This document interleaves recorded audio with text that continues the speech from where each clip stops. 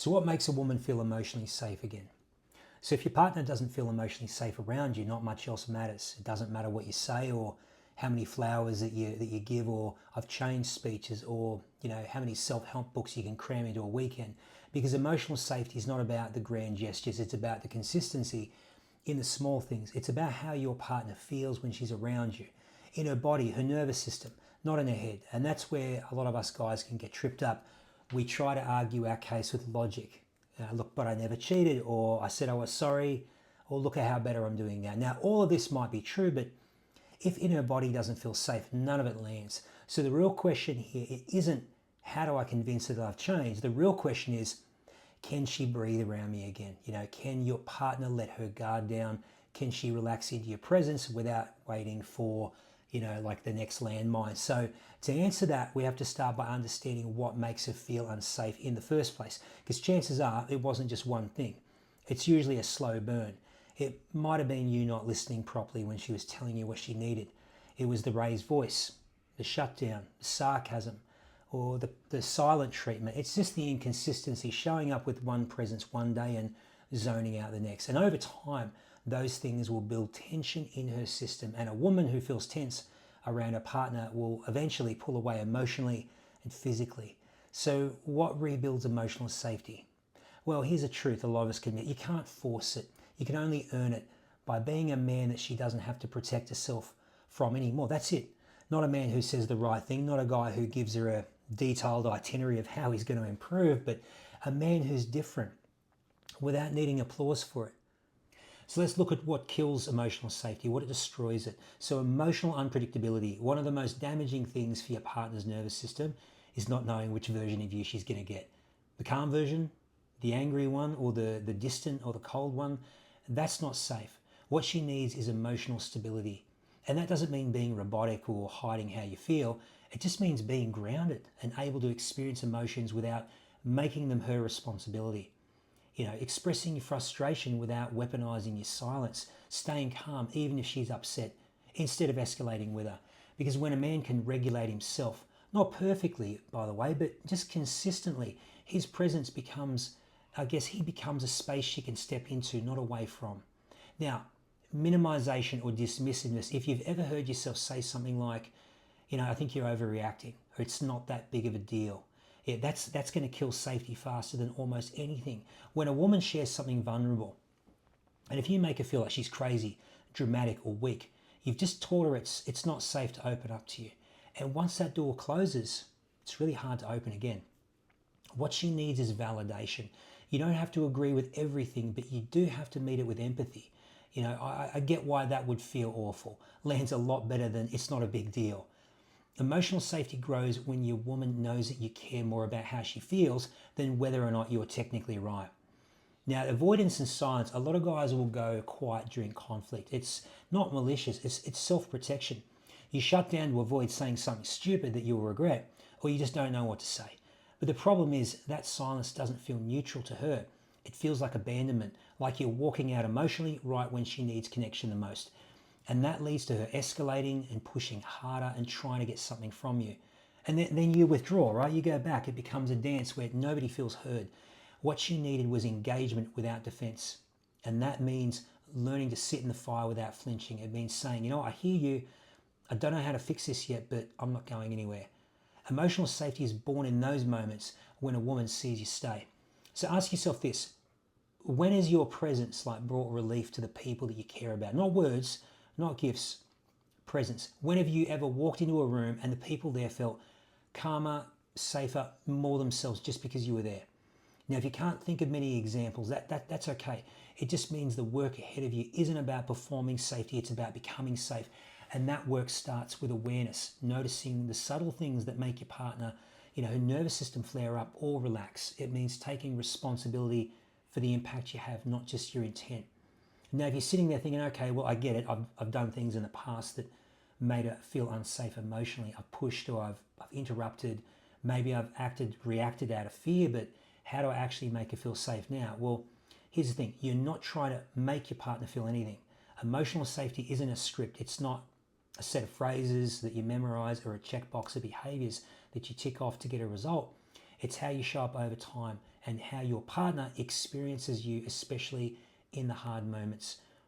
It starts with predictability. Now, I know it doesn't sound sexy, but think about this. After a period of conflict, or when a woman has been walking on eggshells for months or years, what do you think the nervous system wants? It doesn't want grand gestures. It doesn't want that apology video. It doesn't even want a new version of you who's like, found himself overnight. It wants calm, consistency, steady rhythm, not perfection, just a pattern that she can count on. And this might mean that when she says she needs space, you don't text her an hour later with a counter argument or a desperate voice note. It means you say, you know what, you're working on something else, or I don't know, you're going to therapy or building new habits, but you don't bring it up constantly as proof of your progress. Just do it quietly, routinely. Emotional safety, it's built on repetition, not the repetition of explanations or justifications or reassurances, but repetition of grounded, stable behavior. All right, now, what does it actually look like in real life? Imagine this. Your partner comes home from a long day, the house is tense, I don't know, the kids are rowdy, she's clearly off, not cold, but distant. In the past, maybe you would have jumped straight in with, what's wrong? Are you angry at me? Did I do something again? Like, make it about yourself. Or worse, you retreat into silence and you take her distance as a personal rejection. Just disappear into your own bubble. Now, what emotional safety looks like in that moment, it's neither of those things. It's being calm, present. Maybe ask once genuinely, is everything all right? And accepting whatever answer she gives, even if it's, I'm fine, when she's clearly not.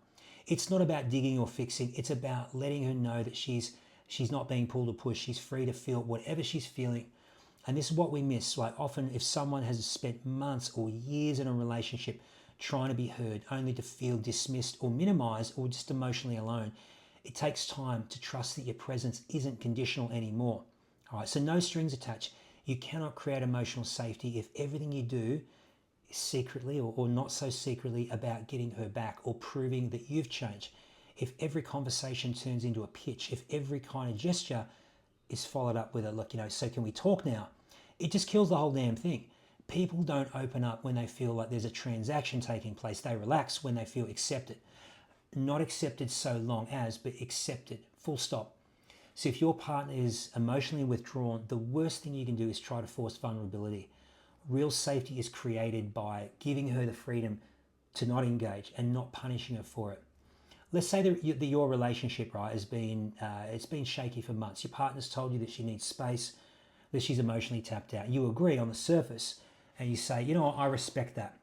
But then every night after the kids go to bed, she feels the tension rising. She walks down the hallway and she knows that you're going to be there waiting like a fucking ninja, not just physically but mentally, watching her, ready to pounce, ready to talk about therapy or closure or where is this heading.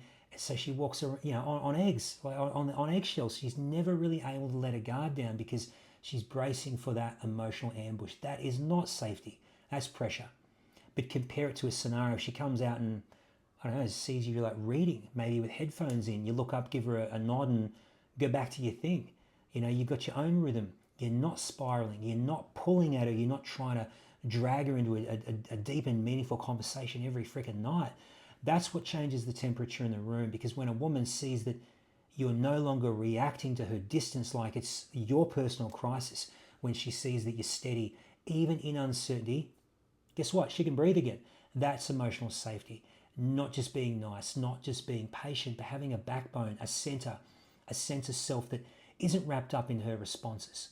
All right, now I want to talk about self-respect. You can't build emotional safety if you don't respect yourself. If you're constantly begging, pleading, or you're walking on eggshells to keep the peace, that's not love, that's desperation. And no woman feels safe with a man who has no boundaries of his own.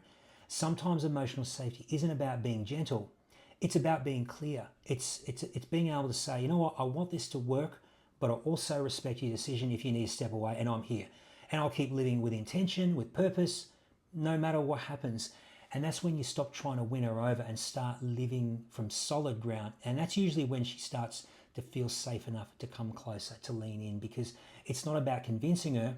It's about becoming someone whose presence naturally feels safe again. Not because of what you say, but because of how you live. So if you're wondering how to rebuild that emotional safety, ask yourself, do my actions and words, do they match? Am I calm and consistent even when things feel uncertain? Can I give it a space without falling apart or trying to rush the outcome? Am I living in a way that I'm proud of, whether or not she's watching? That's your foundation. Don't aim for instant results. Don't try to crack her open with the perfect message or the perfect moment. Just build it slowly, steadily, like laying down bricks every day. And maybe when the structure is solid enough, she'll walk through the door again.